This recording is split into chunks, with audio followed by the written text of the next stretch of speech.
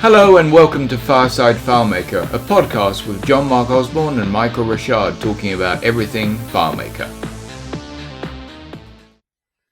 This is Fireside FileMaker, and my name is John Mark Osborne. And I'm Michael Rocharde. Today we're going to talk about something you may or may not have heard of, and it's K.I.S.S. And K.I.S.S stands for Keep It Simple Stupid. And in the world of FileMaker, it's the driving force behind everything I do. And I'm not sure whether you're as fanatic about it as I am, John, but what do you think? Well, I'm fanatic enough that I wrote an entire blog article on it. You did, and I haven't even read it. Oh, shame on me. Send me a link. I will. Anyway, the idea of K.I.S.S is to reduce everything to its simplest form. And the interesting thing about K.I.S.S, and people don't realize this, is that you can't get to simplicity without going through complexity. In other words, you have a situation or a problem you're trying to solve, and then you will solve it, and then you go back and you look at the way you solved it, and you figure out, how can I make this easier and simpler? Now, why take the time and the effort to do that? Well, from the standpoint of the user, it might not make any difference. They won't see that you've made that extra effort to make the thing happen quicker or simpler. But if somebody has to come in behind you and tweak or change something you've done, you've actually made the whole thing much simpler for them to look at it and understand what's happening. So you've taken that extra step in developing it. Now, as I said, it does take more time and sometimes takes considerably longer, but the results are always worth it. Yeah, I think the reason why I got into K.I.S.S, because I used to be known as the tips and tricks guy. The reason I got into K.I.S.S is I started developing real serious solutions for clients who wanted something that worked well. And I was often getting these clients who called me up and said, I hired this guy and it doesn't work very well, and I paid him $15,000 and I'm not happy, and can you take a look? And I would take a look and I would go, oh my goodness, what did this guy do? He threw every trick in the book at it. And I said, wow, this thing is so messed up. I really need to start from scratch on this. I could try to fix it. I could go in there and perform surgery on your file, but it's probably going to cost you more than just starting from scratch. Yeah, and this is one of the things that we often have to explain to the customers, that it really isn't worth fixing, because it would take much longer to go in and fix something and have it work the way you want it to than have it built properly from the start. Because when you're looking at a solution that somebody else has designed, there's a whole series of factors. You've got to get into the mindset and the head of the programmer, because programming is very idiosyncratic. And sometimes the way they do things becomes so complicated that you could spend an hour just trying to figure out one particular thing. I remember looking at a solution a few years back, and I couldn't figure out what was happening. It was a very complex script, and I just couldn't figure it out. So I decided to run it through the debugger. And this guy was using SQL and set variables and error capture. And in this one script, I gave up after 210 script steps and 37 different scripts he was calling. I just said, this is ridiculous. It's not worth taking the time to look at it, because it could never be debugged or fixed. So I just threw it away and wrote a new script to do the same thing in 10 lines of code. It's funny you say that because I've had that exact example so many times where people over modularize things. Like, why are you modularizing this? I had to go, 15, literally 15 scripts deep because this script called this script called this script and kept going on down the line. I'm like, I can't keep track of what's going on.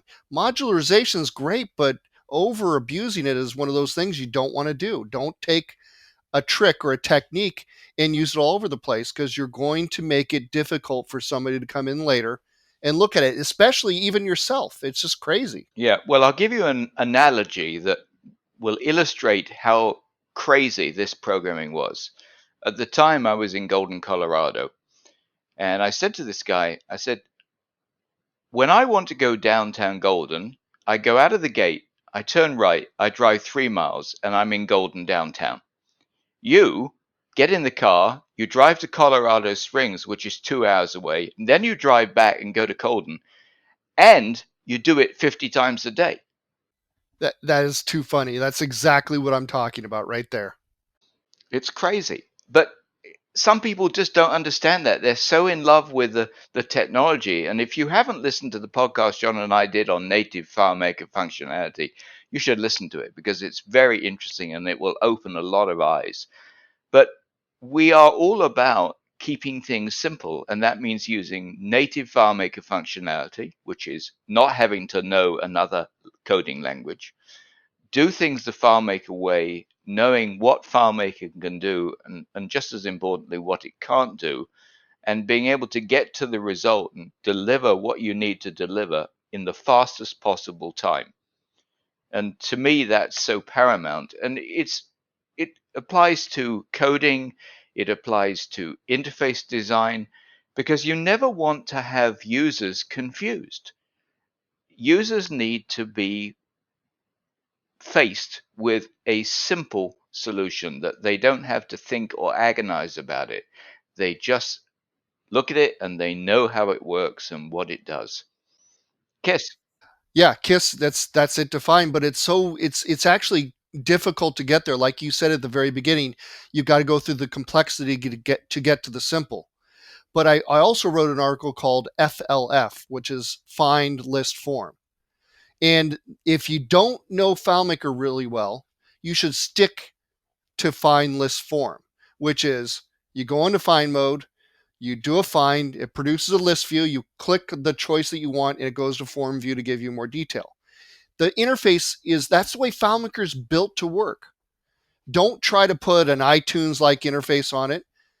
I mean, there are times and places to do that stuff when it makes sense, but some people try to trick out every solution and then it becomes so slow. I remember a solution I got and the person said it worked great locally, but as soon as we put it up on a server and accessed it remotely, and this is part of the whole thing they were going to do, it took literally 10 minutes to open up because he had this gigantic startup script that made all of his buttons and stuff adaptive. And that's the craziest thing in the world. I never saw the point of that. It was a big thing back in FileMaker 6.0 to make adaptive button bars and things like that so you didn't have to create the buttons. Frankly, it backfired on everybody because it's so slow and you have to do so much setup and it's just not worth it. So watch out for those things. Keep it simple. So you have to do a few more minutes of duplicating some buttons and stuff like that to make a new layout. No big deal.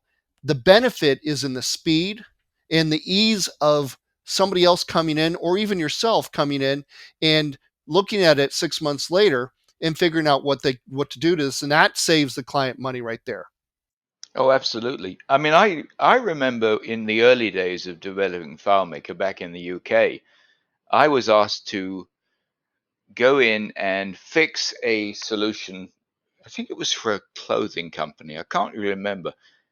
Anyway, I ended up in a hotel room for 3 days and I had printed out this entire relationship graph, and I had the entire wall of the hotel room papered with this massive relationship graph and trying to figure out what they were doing.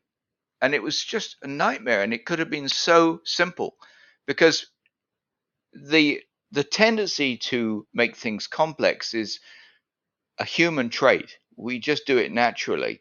And because we have these ideas in the back of our head that we got to be sophisticated and clever. And it comes back down to just because you can doesn't mean you should. And that's something that we all need to keep in the back of our head and go, well, okay, I could do that, but should I? And the answer a lot of the time, if you think about it, and your objective is not. But if you get fixated on the idea of using a technology because you like that technology and you don't look at the ups and downs of the pluses and minuses of it, then you can end up in a mess and driving 200 miles instead of 5. I can't emphasize the pluses and minuses, or I call them disadvantages and advantages, or pros and cons. But your story reminded me of back 15 years ago when I was working with a client I absolutely loved. He was the greatest guy in the world, but FileMaker 7 had just come out and he wanted to convert it. And I converted it, and he wanted to do these things and make it do this and that. And he had done his reporting using aggregate functions rather than sub summaries. And he wanted me to make it work faster in FileMaker 7. And for whatever reason, it was slow now. And he might have had some constant relationships in there or something like that too. I forget. It's a long time ago, but I remember he was insistent. I said, I think you need to do this from scratch. He was insistent on me, fixing it and converting it. I said, I don't think it's wise to do this. And I had to turn him down. I said, I can't do the job. And I love the guy, but you got to watch out about what you're doing. So he had programmed this from an amateur point of view, and it had worked okay for him. But now he wanted in FileMaker 7. It wasn't working well. He just had to start over from scratch and take advantage of FileMaker 7 at that point, and he wasn't willing to do it. And you've got to be willing to do that, because those two programs were not even they were like different programs. It was an interesting transition, to say the least, if anybody was ever there. Well, and this happens a lot, is somebody has an old solution and they haven't upgraded it for years, and it wasn't particularly designed optimally in the first place. And now they want to move to the latest, greatest version, but they just want you to convert it. And I absolutely flatly refuse to do this. And I say to them, look, I could do this for you, but look at your solution. And right now, it's the equivalent of a Model T Ford. Now, I can make it look like a Ferrari, but no matter how good I make it look, it's still going to drive like a Model T Ford. Now, do you want to drive a Ferrari or do you want to drive a Model T Ford? Right. Exactly. End of story.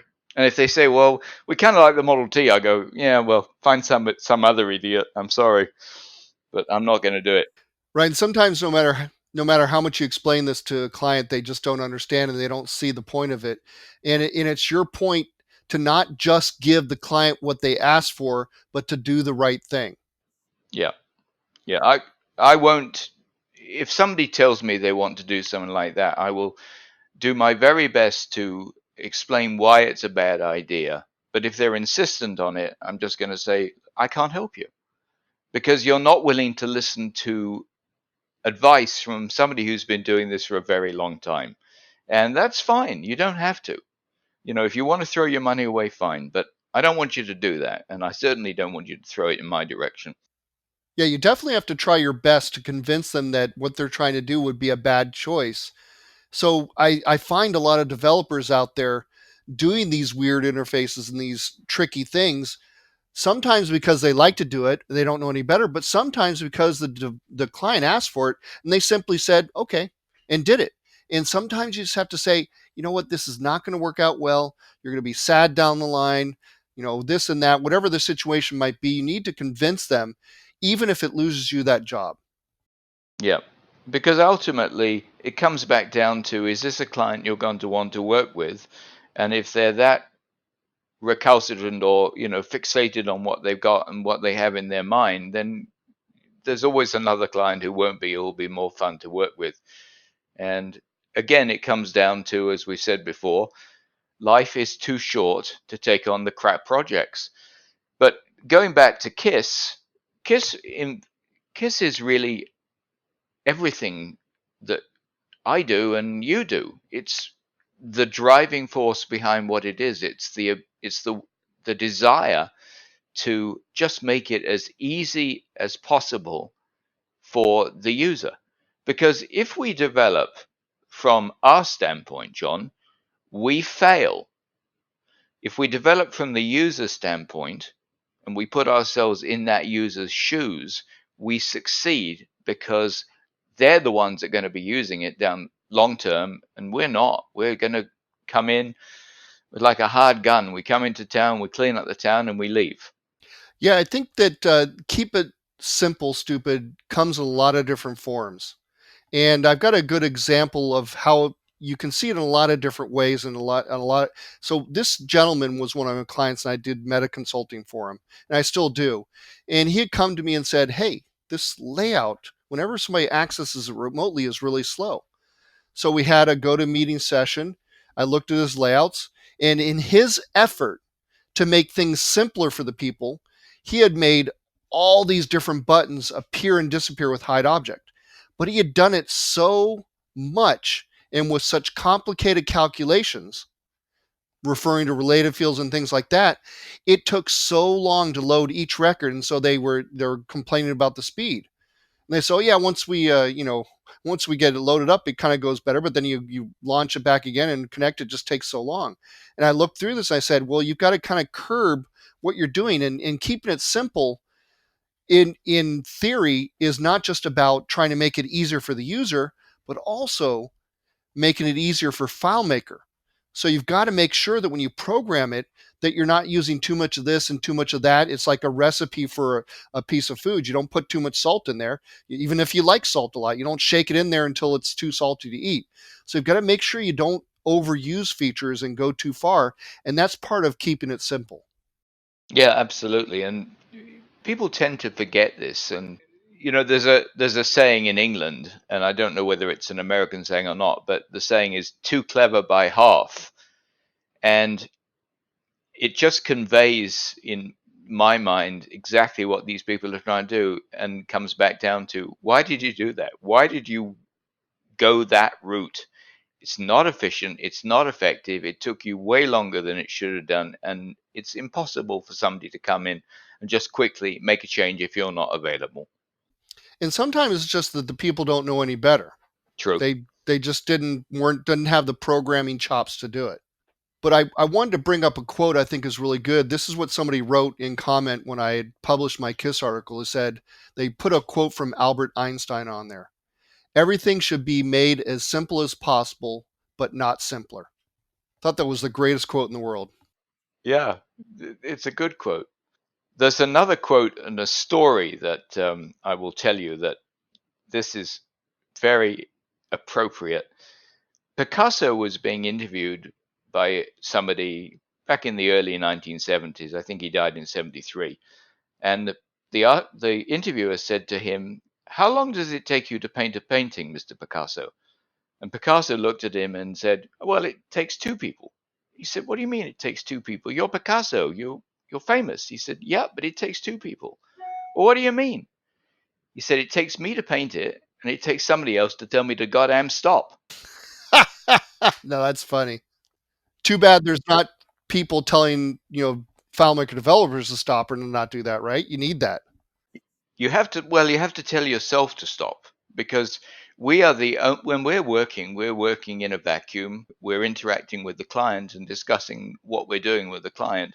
But a lot of the time we're working in a vacuum, and we go down a rabbit hole, and once we're in that rabbit hole, hours literally can disappear. Sometimes not, but sometimes you really can lose hours. And you also have to know when it's the time to say, yeah, this is just too complicated. I need to rethink this. And sometimes you end up throwing that time away because the result is just not something that you can present, and you don't feel good about spending the time doing it. So, it's trial and error, and it's learning what works and what doesn't. And even as long as you and I have been doing it, we still find ourselves doing some things the wrong way, and we have to go back and redo it because we weren't in the right space, the right place to do it when we started, for whatever reason that is. We're focused on something else and we end up in the wrong place. So it's not easy to know when to stop. It's not easy to know when to just simplify. But I love telling people when they say this, I don't want to write a script that has 30 lines in it if I can do it in 3. And I want to do it in 3. So every script I write, I want to do it in as few lines as possible. And that's K.I.S S. But you have to know what you're doing, and you have to have figured out the wrong way to do it, or the right way to do it, but the long way to do it. And then you find a way to simplify it and shorten it. I think you're generalizing with your last example there, and I think it makes a good point. But I have just to try to offer a different viewpoint on what is simple. Sometimes longer scripts are the ones that are actually simpler.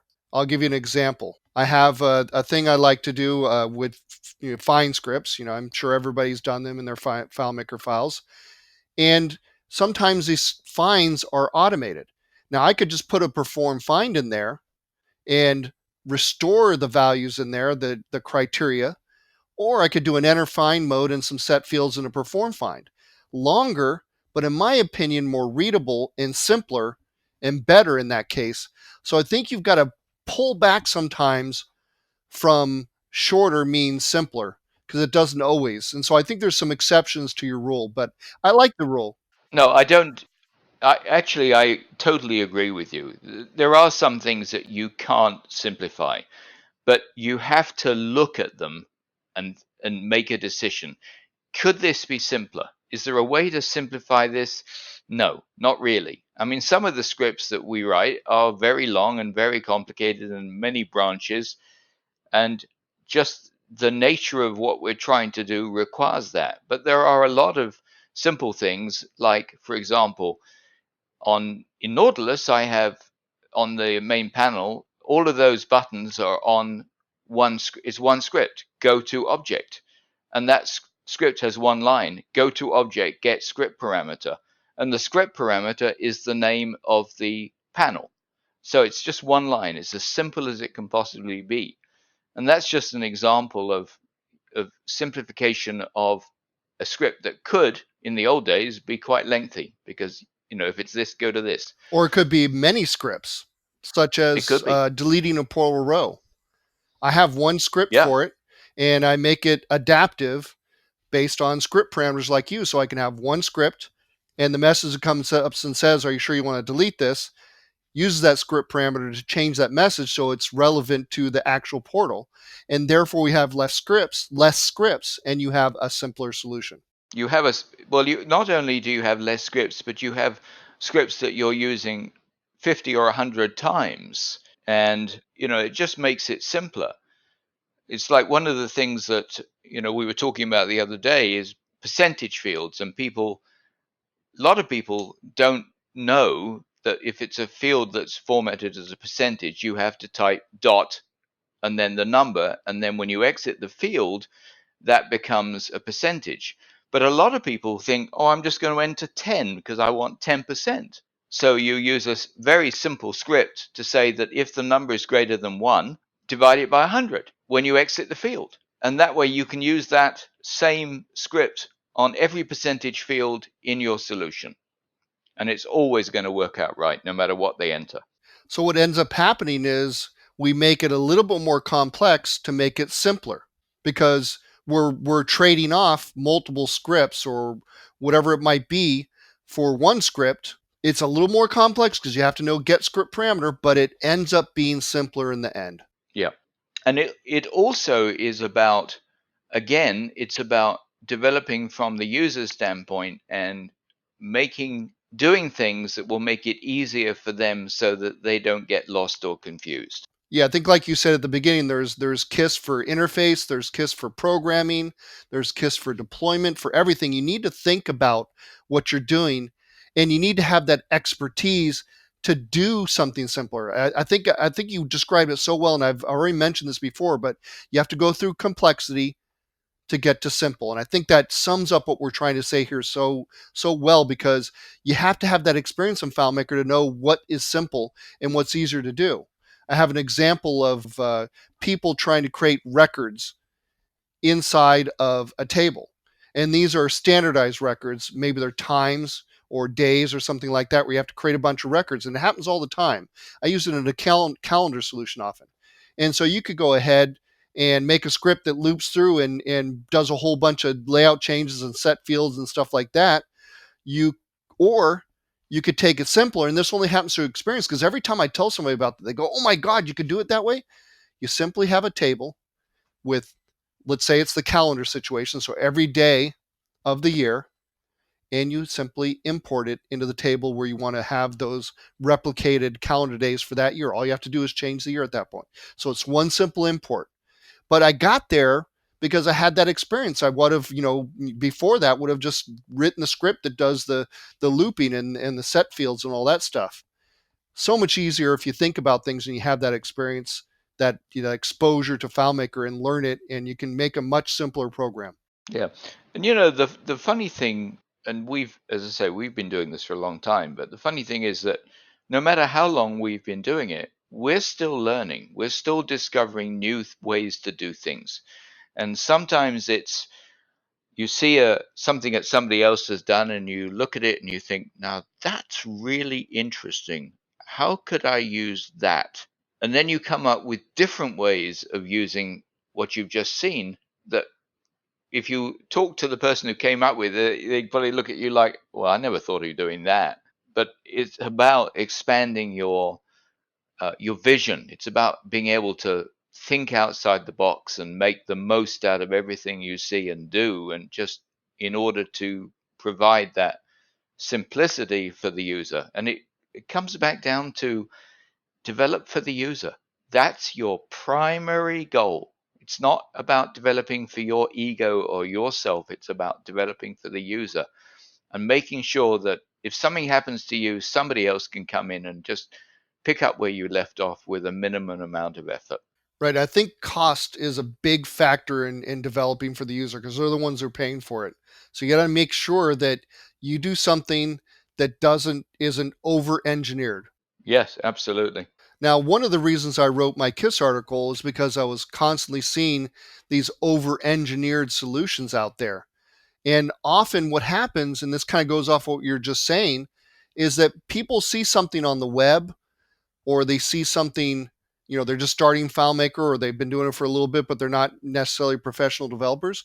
And they see something, one of these esoteric workarounds, like a virtual list or something like that. And they take this really strange situation and apply it and to every situation in FileMaker. And you need to understand how FileMaker works at its core, because there's a lot of people out there who are putting stuff out there on the internet who really don't have that good core, and or really kind of twisting and making FileMaker bend over in ways, and it does some cool stuff. But should you do that? Is that going to be good for your client? Is it going to make things slow? Should you only use it in this situation? You've got to first understand the basic core FileMaker before you start doing these crazy solutions, because then you know when to do them and when not to do them. Right. But it does come back down to, John, it's for people who are coming to FileMaker from other disciplines, and I'll call them disciplines, they have a knowledge, sometimes a really extensive knowledge of, say, SQL, for example, and they come to FileMaker and they think, oh, I can do this. I could use execute SQL to do all this.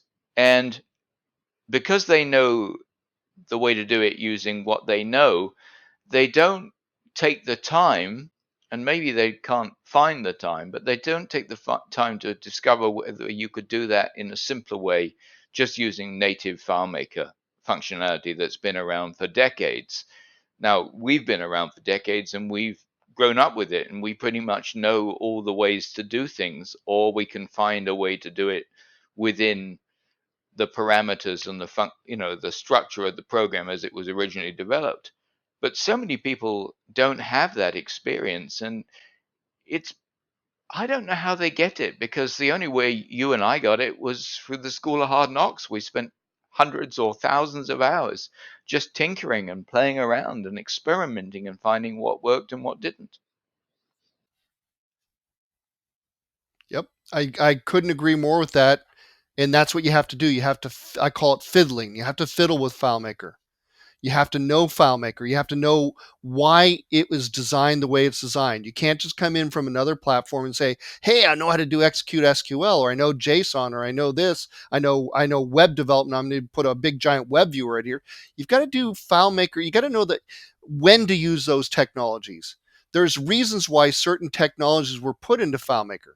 And I think I've talked about this in other podcasts. Execute SQL was not put in there for any other reason other than to declutter managed database. If you didn't, people were having to make relationships to get a little piece of information out of a table when they didn't already have a relationship. they can use execute SQL now to get it. And it's a great little feature, but I don't use it that often because it really doesn't come in play. Usually I have a relationship already that's used for a portal or related field, and I can just piggyback on that. No reason to add execute SQL. It's slow. So use the feature as it was designed. And you can get that knowledge by listening to people who know what they're talking about, who've been there for a long time, and really exploring FileMaker and reading blogs. But read every blog, even stuff I write, read it with a grain of salt. Make sure you don't just follow it blindly. Make sure you understand FileMaker, and that's going to get you to a place that really helps you to program FileMaker better. I think after 25 years or whatever it's been that I've been doing FileMaker, that I'm finally in a place where I feel comfortable with FileMaker. Like I know how it works. It's like my good friend. I don't sometimes not hang out with it. I'm there all the time. I know how it works. It's almost like I'm married to it, and that's what you got to do to be good at FileMaker. You can't just come in and use the features you like and ignore the ones you don't necessarily understand. What FileMaker can do is nothing short of miraculous. And when you use the tool properly, it's the most amazing piece of software on the planet. I've seen solutions, heck, I've probably developed them, that just aren't optimized for what FileMaker can do. And if you keep K.I.S.S in the back of your mind at all times and try and do everything within the FileMaker environment without going external, as we've talked about, then I think you can get to a point where you're consistently delivering really good solutions that are cost effective, user friendly, and simple for somebody else to come in and make changes if something happens to you or whatever. But it comes back down to that. It's all down to K.I.S.S in every single respect. And FileMaker is our friend. It's our best friend. It's what we know best. We know it better than anybody on the planet. Well, I mean, there are lots of people who know as well as you and I do. But if you took the people who've had the experience and the years working with it, there's not that many people who have come to it in the last decade who would have anywhere near the depth of knowledge that we have. And it's more of not that they don't know they can define these calculations really well or whatever. It's about knowing how everything just kind of works. It's just like, you know what your friend's going to say before he says anything. You can finish his sentence. It's the same thing with your wife. It's just we spend so much time with it. We think in FileMaker. And you want to get to some degree of that if you want to really be a great developer and produce great solutions. Well, I think what it is that we are in the zone with it. We're in sync with it.